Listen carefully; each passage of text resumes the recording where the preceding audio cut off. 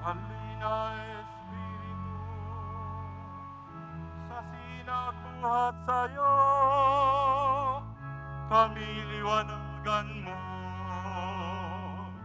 Ama ng maralita, dulot mo'y pagpapala, upang kami magkusa, kaibig at patnubay, sa amin mananahan, ang tamis ng iyong buhay. Ginhawang ninanais, lilim namin sa init, kapiling bawat saglit, lubhang banal na ilaw, kami iyong silayan, ngayon at araw-araw. Kapag di ka nanahan, ay walang kaganapan, ang buhay namit dangal. Marumi palinisin, lantay panariwain, sakit nami gamutin, kami gawing matapat, sa pag-ibig maganap, lagi sa tamang landas. Tugunin aming luhog, kami bigyang malugod, ng iyong pitong kaloob. Gantimpala'y ibigay, sa hantungan ng buhay, ligayang walang hanggan.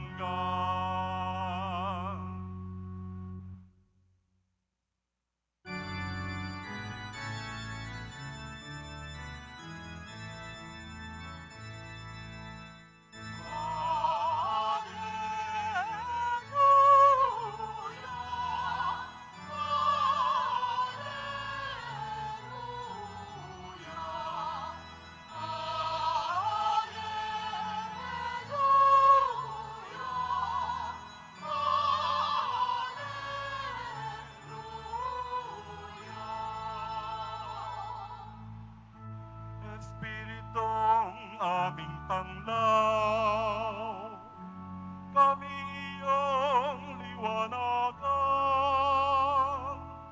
sa ningas ng pagmamahal.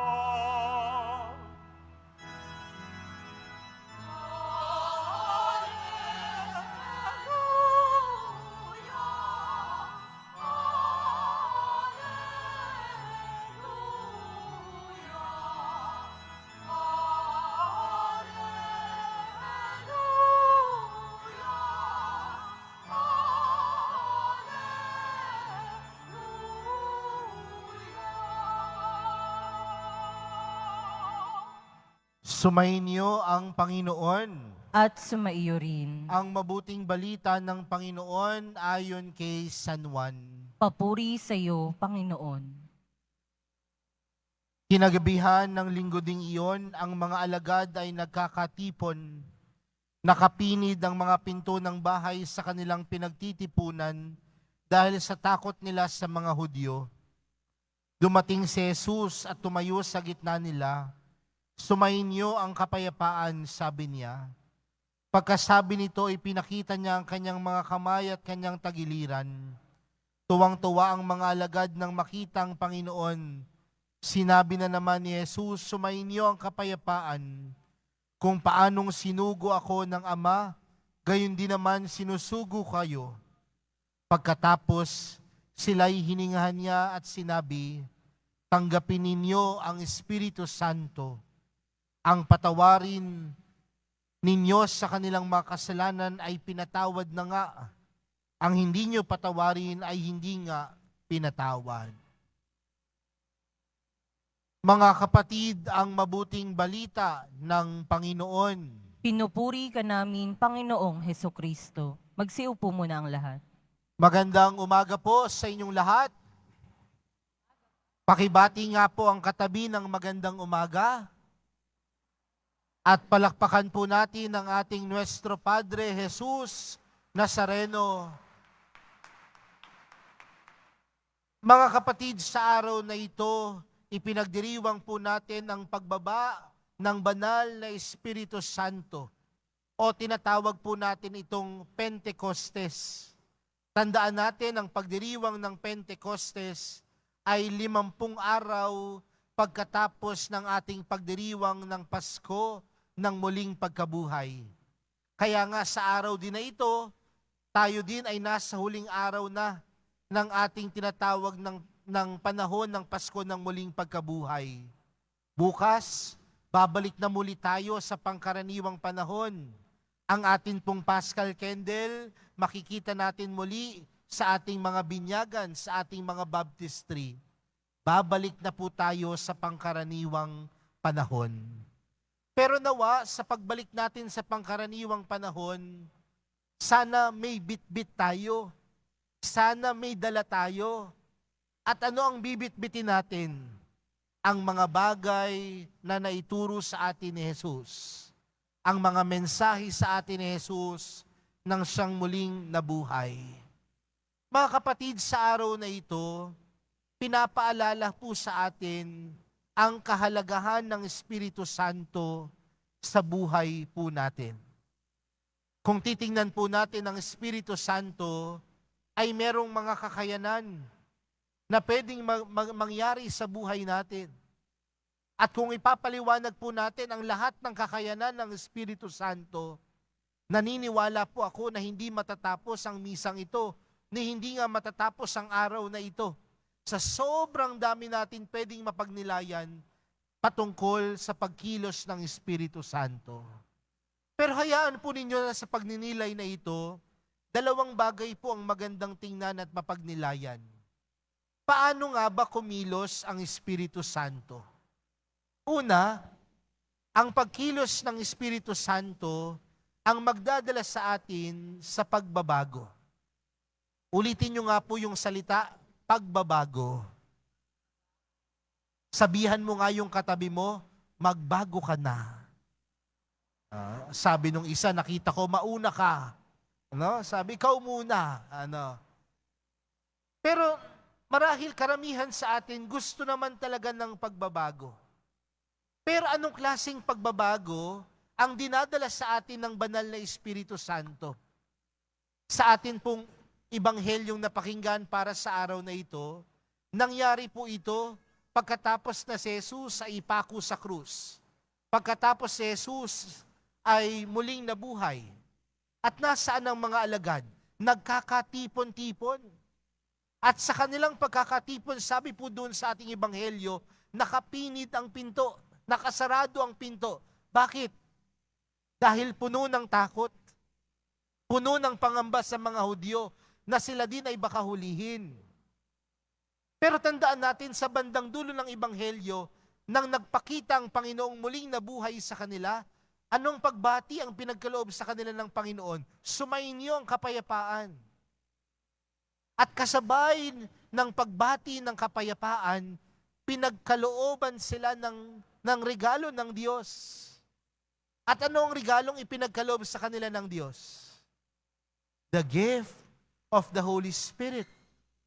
Ang regalo ng Espiritu Santo.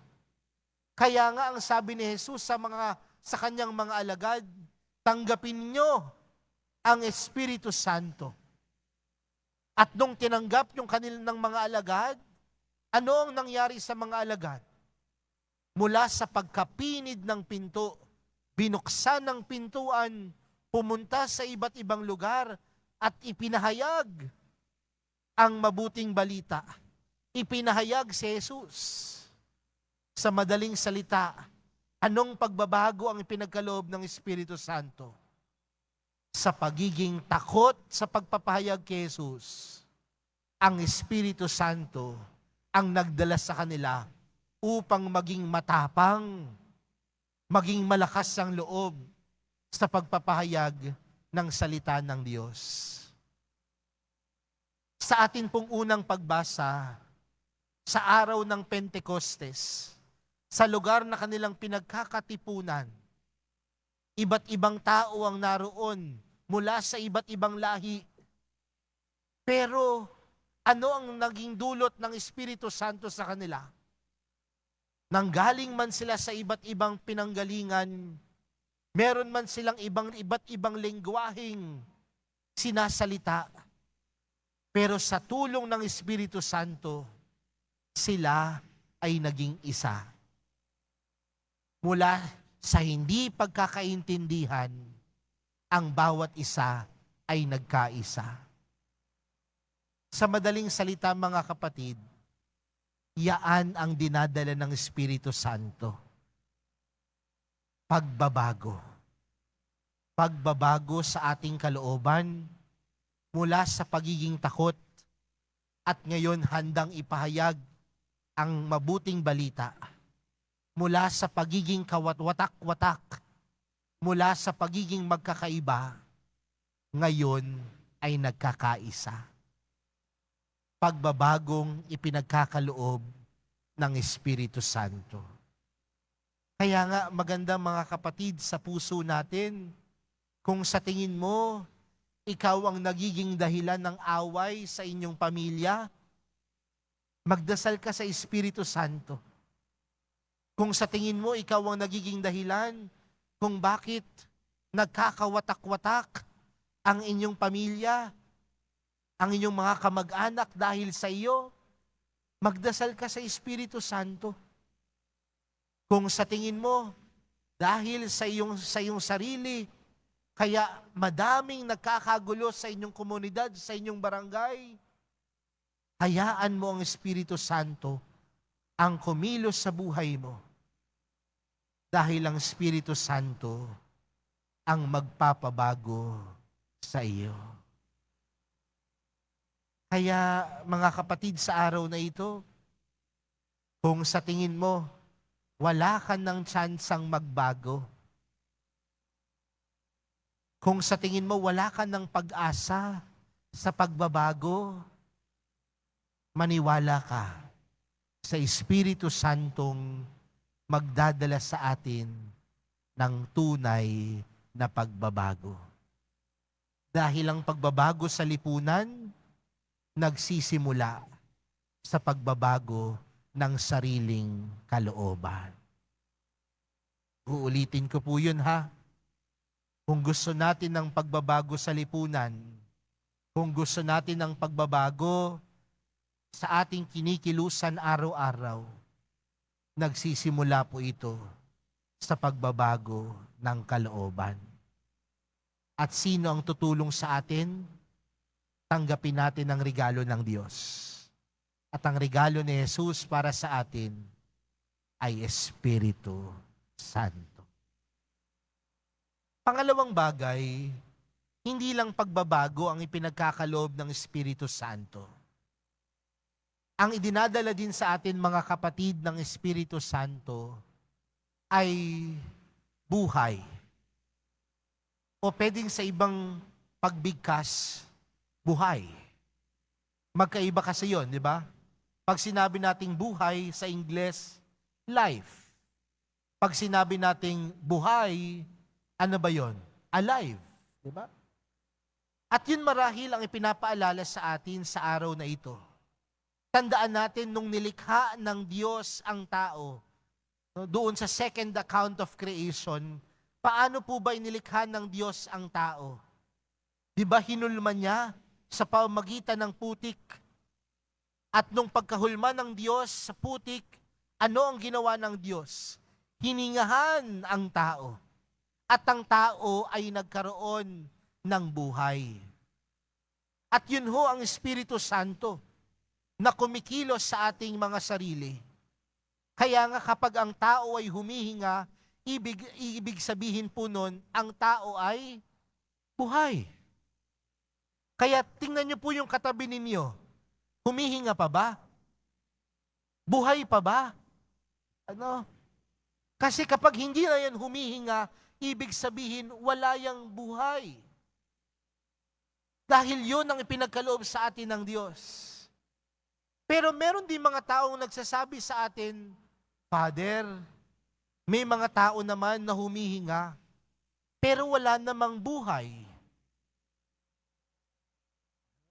They have life, but they are not alive. Di ba may mga taong ganyan? Yung kasama mo maghapon, pero parang hindi mo naman kasama. Yung parang walang pakiramdam. Yung parang walang, ano ba to? Tao ba to? Sa termino natin, yung mga taong boring kasama. May kilala po ba kayong ganyan? Yung boring kasama. Parang pagkasama po siya, napakahaba ng oras. May kilala po ba kayong ganon? Bakit?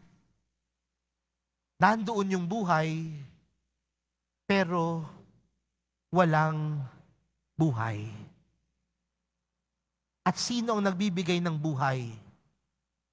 Tandaan natin, ang Espiritu Santo na bumaba mula sa langit ay sumisimbolo sa isang apoy.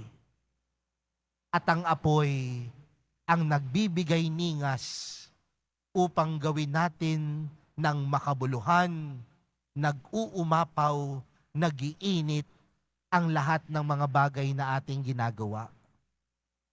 Sa Tagalog, sa Ingles, passion.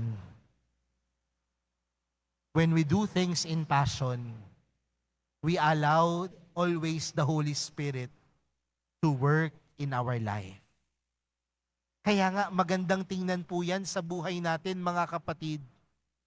Sasabihin natin, nakakapagod ang buhay. May mga magulang na magsasabing, nakakapagod ang maging magulang. Sasabihin naman ng mga anak, nakakapagod ang maging anak. Nakakapagod ang maging estudyante. Nakakapagod ang magtrabaho. Nakakapagod ang mga bagay na paglilingkod na ginagawa natin. Dahil lahat naman napapagod. Pero saan tayo kumukuha ng lakas? Upang lahat ng bagay na ginagawa natin ng bigay todo, ng may lakas ng loob, ng nag-aalab at nag-aapoy. Sino ang magbibigay sa atin nun? Ang Espiritu Santo.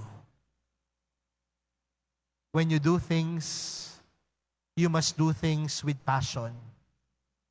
And you can only do things with passion if you allow and receive the Holy Spirit to work in your life. Kaya kapag napapagod ka na bilang nanay, napapagod ka na bilang tatay, napapagod ka ng maglingkod, magdasal ka sa Espiritu Santo.